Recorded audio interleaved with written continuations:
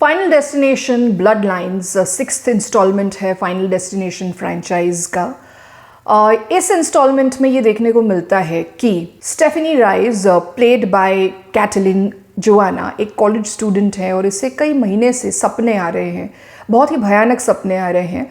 सपने में स्टेफनी को ये दिख रहा है कि एक लड़की है आइरिस नाम की और उसका होने वाला पति या मंगेतर है पॉल। ये दोनों एक एक्सट्रीमली स्काई स्क्रेपिंग रेस्टोरेंट जिसका नाम है स्काई व्यू में जाते हैं और वहाँ आइरिस को भी कुछ अजीब से भास होते हैं। उसे डर लगता है, उसे लगता है कि कोई दुर्घटना होने वाली है। एंड जैसे आइरिस को किसी दुर्घटना के होने का कोई एहसास होता है, कोई उसे फीलिंग आती है, वो सपने में ऐसा दिखता है स्टेफनी को कि वो सच में सपने में उसके जो आइरिस के जो सारे डर उसको लग रहे हैं वो सच होते जा रहे हैं। जैसा जैसा जिस चीज़ पे आइरिस को शक हो रहा है सपने में, वो सारे शक हकीकत में बदलते जा रहे हैं और एक बहुत ही बड़ा मिसहैप वहाँ पर हो जाता है उस स्काई व्यू रेस्टोरेंट में। डांस फ्लोर टूटना एंड बहुत ही अनइम्पॉर्टेंट सी लगने वाली चीज़ों की वजह से, जैसे कॉइन की वजह से बड़ी से बड़ी दुर्घटनाएं हो जाती है और सब लोग किस तरह से मर जाते हैं, बचने की कोशिश भी करते हैं। बट देन एक फाइनल डेस्टिनेशन का ये रही है, उनकी खासियत रही है कि डेथ सीक्वेंस को वो बहुत ही ज़्यादा माइन्यूटली एम्पलीफाई करते हैं और एकदम डिटेल आउट करके सब बताते हैं।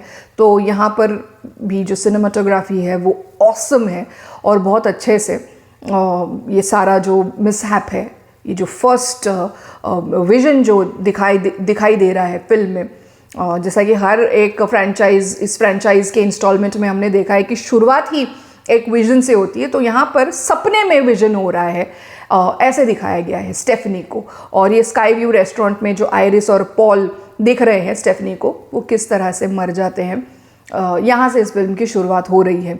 एंड देन स्टेफनी बहुत परेशान है, उसकी जो रेगुलर लाइफ है, स्टूडेंट लाइफ है, पढ़ाई है, उसके मार्क्स बहुत कम आ जाते हैं, बहुत ज़्यादा अफेक्ट हो चुकी है। वो अपने घर जाती है और कहीं ना कहीं उसे ये पता रहता है कि उसकी जो नानी थी, उसकी माँ की माँ जो है, उनका नाम भी आइरिस था। और कहीं ना कहीं स्टेफनी को लगता है कि कोई कोइंसिडेंस है, कोई कनेक्शन है कहीं ना कहीं के आइरिस के सपने आ रहे हैं और नानी का भी नाम आइरिस है, कहीं कुछ जुड़ा हुआ तो नहीं है। तो वो अपनी नानी के बारे में जानना चाहती है, बट देन कोई ना कोई मिस्ट्री है, कोई राज है नानी के बारे में। उनके घर वाले जो हैं वो बताने के लिए राज़ी नहीं है। बट देन समहाउ जो स्टेफनी है वो मैनेज करती है अपने नानी तक पहुंचने में, और पहुंच करके जो नानी है आइरिस स्टेफनी की, वो कुछ राज बता देती है कि उनको भी ये विजन्स होते आए हैं सारी ज़िंदगी, मौत उनके पीछे है और वो मौत को चकमा देते हुए एक बहुत ही फोर्ट जैसे एक बहुत ही उन्होंने अजीब व गरीब किस्म का, बट उनको सुरक्षित रख सके ऐसा इंतज़ाम किया हुआ है घर के अंदर। एकदम आइसोलेटेड सी ये जगह है और वो अभी तक मौत को चकमा देते आई है। और उन्होंने कुछ फाइंडिंग्स है उनकी पूरी ज़िंदगी भर की कि किस तरह से मौत अब उनके फैमिली मेम्बर्स के पीछे है और किस तरह से वो वहाँ पर रह करके अपने फैमिली मेम्बर्स को सुरक्षित रखते आई है। पहले जो स्टेफनी है अपनी नानी आइरिस की इन बातों पर यकीन नहीं करती है, बट नानी उसे बताती है कि जो सपना उसे आ रहा है वो एक्चुअली सच है। ऐसा स्काई व्यू रेस्टोरेंट में वो पॉल नाम के उनके होने वाले मंगेतर के साथ गई थी, वहाँ भी आइरिस को ये विजन्स हुए थे, वो दुर्घटना और सबकी मौत वहाँ पर जो होने वाली उसके बारे में। और आइरिस वहाँ पर मौत और उन लोगों के बीच में, विक्टिम्स के बीच में बाधा बन गई और सारे लोगों को आइरिस ने बचा दिया था। और उसके बाद जो मौत है, डेथ जो है, अब आइरिस के और आइरिस की फैमिली के पीछे पड़ी हुई है। फिर भी स्टेफनी इन सब बातों पर यकीन नहीं करती है एंड आइरिस के पास अब कोई रास्ता नहीं बचता है एंड वो अपनी होने वाली मौत के बारे में स्टेफनी को बताती है। एंड देन स्टेफनी के सामने किस तरह से डेथ आइरिस के ऊपर अटैक करती है और आइरिस की डेथ हो जाती है, ये जब स्टेफनी खुद विटनेस करती है तब वो यकीन करने पर मजबूर हो जाती है।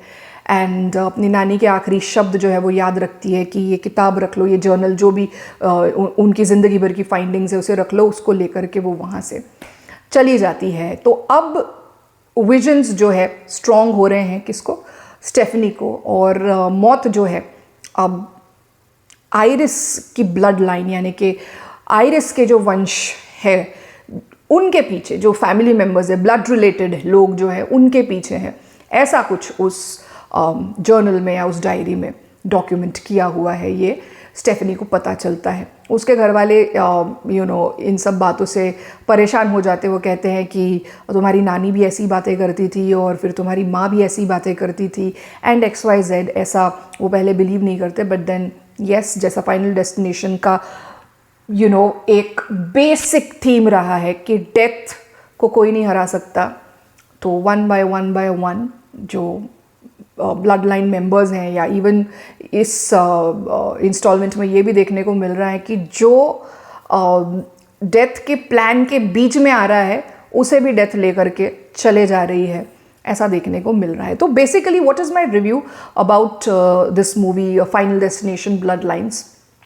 सिनेमाटोग्राफी जो है इसका टॉप ग्रेड है, बहुत बढ़िया सिनेमाटोग्राफी है, हमेशा पूरा टाइम आपको ग्लूड रखेगा स्क्रीन से।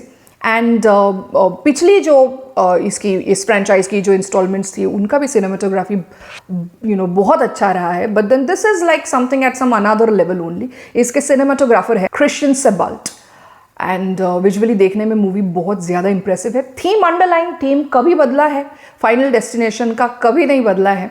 यहाँ थीम वही है, मौत किसी को नहीं छोड़ती है।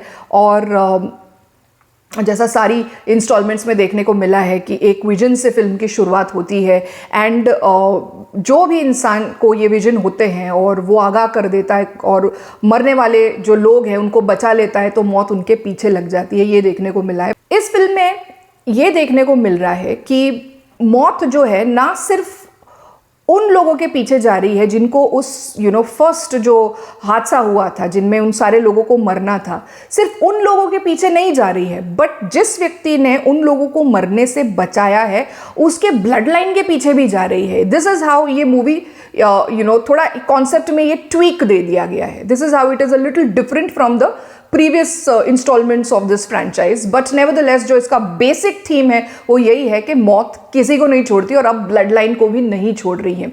और डेथ सीक्वेंसेस की जो डिटेलिंग है वो बहुत ही ज़्यादा गौर से भरी हुई है। एंड जिस किसी को भी फाइनल डेस्टिनेशन जो है पसंद है, ये फ्रेंचाइज पसंद है, ये फिल्म जो है ब्लड लाइन्स उनको बहुत ज़्यादा पसंद आ जाएगी। It's a complete thumbs up from my side.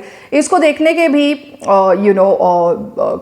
जैसे Mission Impossible the final reckoning के ऑप्शंस है, 4DX है, MX 4D है और 2D ऑप्शन है। IMAX 2D इसमें अवेलेबल नहीं है, but then all these options जो है 4D वाले जो ऑप्शंस है वो they are available in the major metro cities, not available in the smaller towns unfortunately for now. इस फिल्म को डायरेक्ट किया है जैक लिपोव्स्की और एडम स्टाइन ने।